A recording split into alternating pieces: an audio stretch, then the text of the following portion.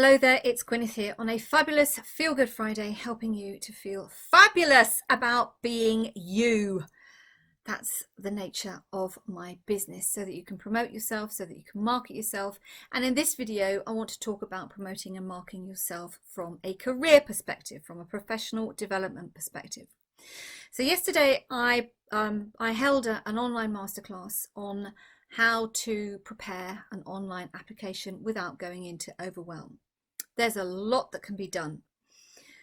But the questions that come up time and time again are the same, which is what prompted me to create this short video, because as it is the 1st of October, by the way, 3 months left of the year, how did that happen? I know that a lot of people are thinking about, something needs to change in 2022.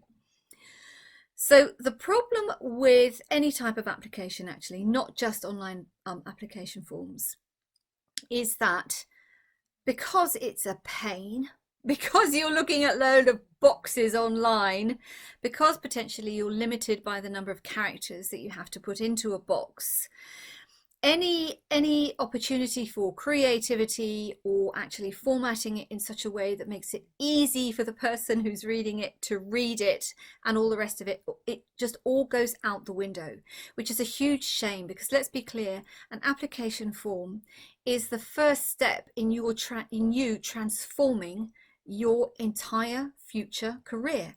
An application form, just like an interview, has the ability to change your life forever.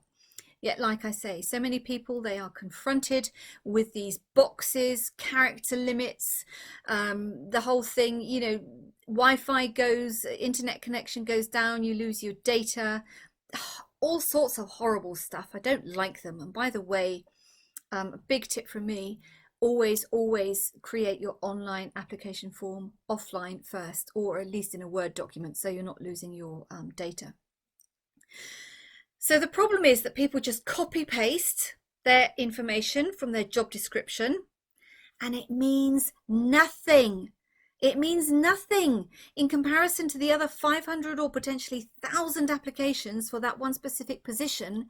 If everybody's just copy pasted their information into their online application form, it's just a load of lists. And quite honestly, people, it's boring, especially if you are the person who's having to read this. Eventually you just start skimming.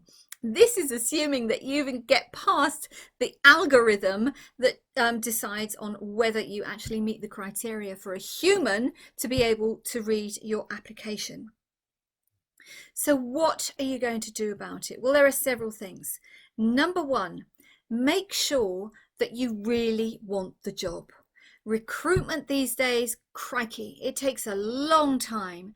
And if you're not motivated, excited, enthusiastic about the position that you're applying to, you are going to find that you are using a huge amount of brain power and energy to go through the entire recruitment process. If that energy, if that enthusiasm isn't there, then I would suggest to you, you seriously ask yourself if you really want to apply for the position. The second thing that is so important is that when you are writing out these lists of what you've been doing, ask yourself, which keywords could you include? Which keywords are on the vacancy announcement or job description that you should be getting into your online application form or CV, so that you do have a better chance of being chosen by the algorithm and then by a human to go along for interview. And number three, and this is really where so much more could be done and where people fall down big time. And like I said, I had this question again last night on the masterclass, 2 nights ago. Is the letter of motivation, or the cover letter, or whatever you want to call it, 9 times out of 10, the organization, the corporation, the business, in that letter, they want to know why you want the job. Your why is not a summary of, I believe that my work experience and educational background match the requirements of the position. Well, of course it is on some level, because otherwise you wouldn't be applying, I hope. But your why is your motivation. Why do you want the job? And that's why I say, if you're not excited and enthusiastic about it, don't go there, because you're going to have a very, very hard time convincing the person that you really, really want the job. So ask yourself, which of the skills do you envisage yourself using in that position?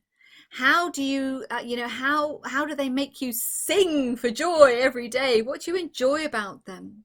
What do you enjoy about working with a team? What do you enjoy about working in an international environment? What will you enjoy about working with that specific organization? What do you enjoy about the specific subject matter? Focus on what you love to do, and don't be afraid, by the way, of saying, one of the reasons I'm applying to this position is because I am passionate about keeping our planet safe, or I want to ensure that we are leaving a planet behind for future generations where they feel safe. Don't be afraid of putting your personality and your personal motivators from a professional perspective into that letter of motivation.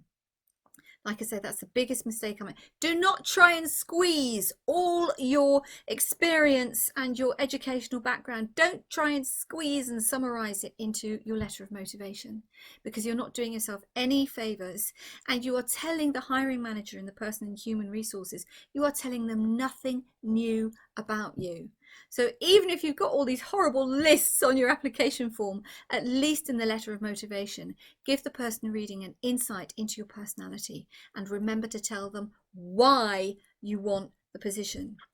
Now I'm going to give you a bit more tough love here, because I believe, and I want to emphasize, I haven't talked about this with anybody, but I sincerely believe that the working environment, we haven't even begun to see the impact of the pandemic of where you work.